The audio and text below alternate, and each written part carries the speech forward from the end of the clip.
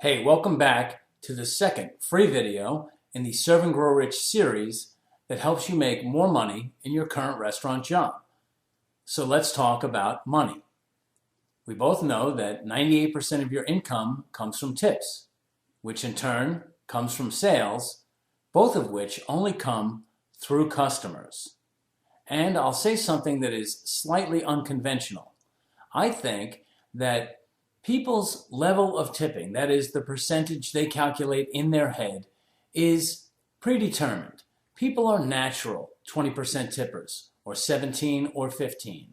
Some people, the high rollers in the world, always leave 25%. They love spreading the love. Some people leave $1, no matter what they get. I had a guy who used to leave a quarter every time. We actually became good friends. He was cool, but he was cheap. And as you'll see in the financial system, you don't worry about individual customers too much. You start looking at your monthly numbers, but that is for later in the series. However, the tipping percentage is pretty much predetermined by people's upbringing, where you live in the country, social pressure, etc. But I will say that you can influence your tip both up and down. People will tip within a range. Maybe they're natural 15 percenters and will go 17, 18 for exceptional service. I think you already know this, but this is important in the very beginning of the series because you want to always be improving your service so that you can edge people up toward the higher level of their natural limit. So obviously we have total sales. Because you're looking to make more money, you want to always be looking to increase your sales. And as I've just said, people tip on the level of actual service. Do you get to the table? Do you refill iced tea? Do you take plates away? Are you basically competent? I would call that the mechanical level of service. But there's another category which I find fascinating. I call it the perceived level of service. And this has to do with your personality, your demeanor, and whether or not you're just plain likable. And I would say right here not to get too concerned because you can influence your perceived level of service simply by being yourself. It's not about trying to be something you're not.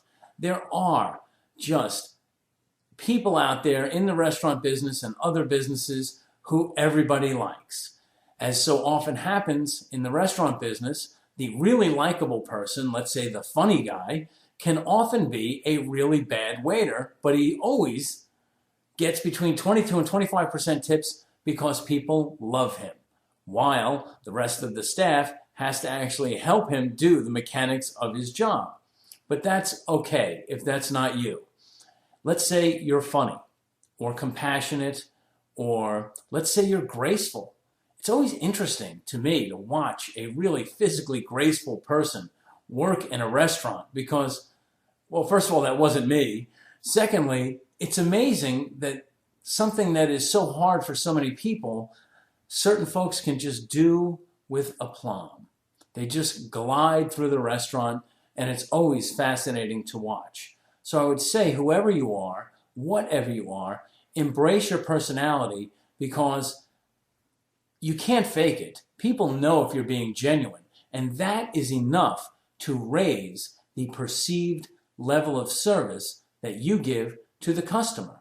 Some people are surly or cynical with their customers, and if they do it right, they can also be among the highest earners in the restaurant. I knew a guy like this.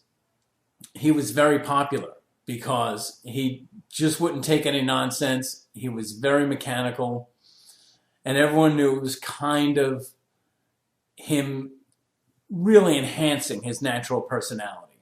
He made great money, and you can too, as long as you remain true to who you really are.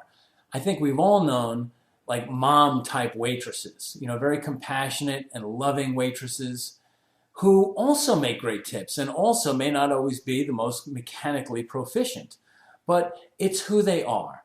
And the customer, they can order what they want off the menu, but they can't order you to be a different kind of human being.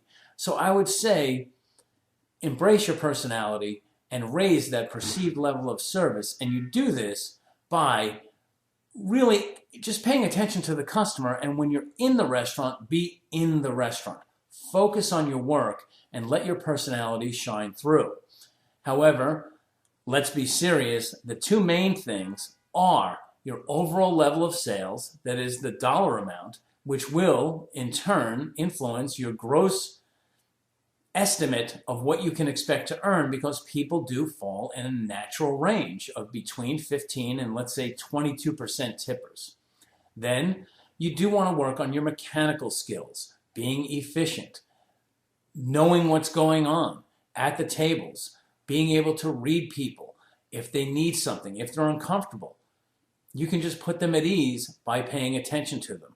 So your real level of service, that is the getting to the table, taking the order, getting the food, taking care of glasses and plates, etc., is very important.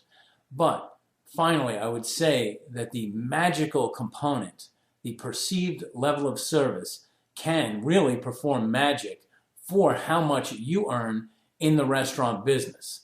And I would say that that is the end of the second video. Thanks for watching. Check out video number 3.